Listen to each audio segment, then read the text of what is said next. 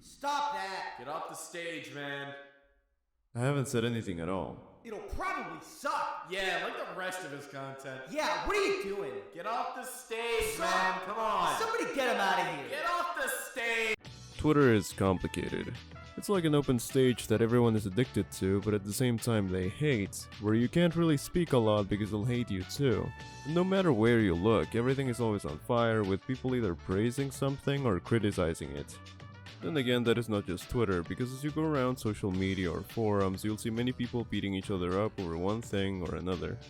In the real world, it's nothing like that. Opening up to others and sharing a thought comes with disagreement and criticism, depending on what the other person thinks and how you go around giving that opinion. But that's just regular discussion, so naturally the same applies online, except the amount of hostility you find in public platforms is pretty much expected at this point. And why wouldn't people be hostile? Everyone is anonymous online to an extent, so the consequences for words are minimal most of the time. Some people take out their internal frustrations and use the faceless figures they see online as an outlet for those emotions. And these are boosted with one-sided anonymity.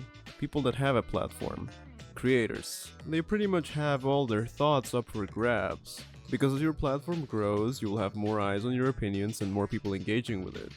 That gives more weight to your words because you're being held to higher standards, so you could be ostracized or rejected by a large group if you say you don't like something that they do. This is because people stop thinking about how there is a regular person on the other side of the interaction, so it is even easier than usual to dehumanize them. And them having different tastes or opinions is something that's almost illegal. But I think that if someone doesn't start claiming their opinion to be a fact, it should be fine regardless of how different or how out there it is. But not everybody does, and because of all the hostility, many people mistake hate for criticism and also the other way around. Being wrong is an opportunity for growth in the same way disagreeing is an opportunity to reach an understanding, yet they are not seen that way often. But really, discussion, criticism, or critique are not hate, no matter how nitpicky or how negative they appear to be. The hostility is. People get a little too passionate about things they like, as if there were teams that you have to belong to even. For example, you either like Marvel or DC, you use Twitter or Reddit, you like Nintendo or everything else. You can't just exist without having to pick a side or liking the good and disliking the bad things about something. There is always the right side and the wrong side, and if you don't like something, that means that you actively hate it. It's silly, in the same way disagreeing implies the other person is wrong, when it doesn't. People forget that sometimes you can't be entirely right or wrong and that disagreeing is more than natural. And it's very easy to slip into these unhealthy behaviors when you don't understand that, surprisingly, there are other sides, or when you can't handle negative emotions properly, or maybe you found a community that only agrees with your opinion. If you seek for only validation or agreement as opposed to discussion when stating something publicly, maybe it won't end well. But that doesn't mean to say you can't share stuff just because either. Not everyone wants to get on a 1v1 or a free-for-all every time they say something.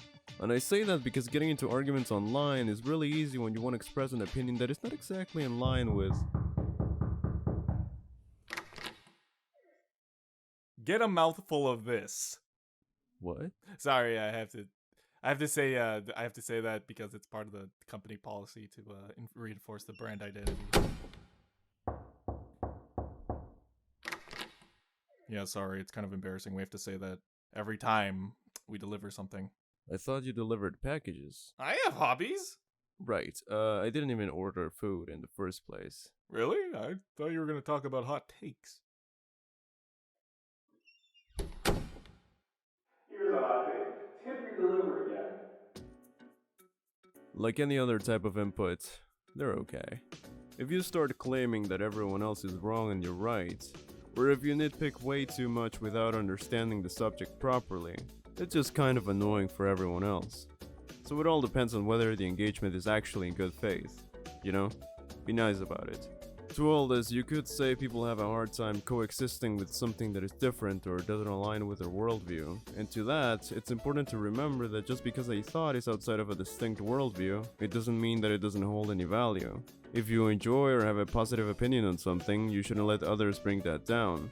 In the same way that if someone doesn't like something that you do, it doesn't mean you need to hate them. You know, forming our own perspectives and our own opinions while being nice to people we don't know very well. Hello? Just shut up, man. We told you this wasn't gonna be a good video. Yeah, what are you doing? Being nice to others.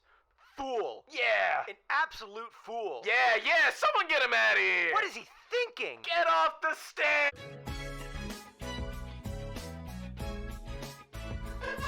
Like, come on.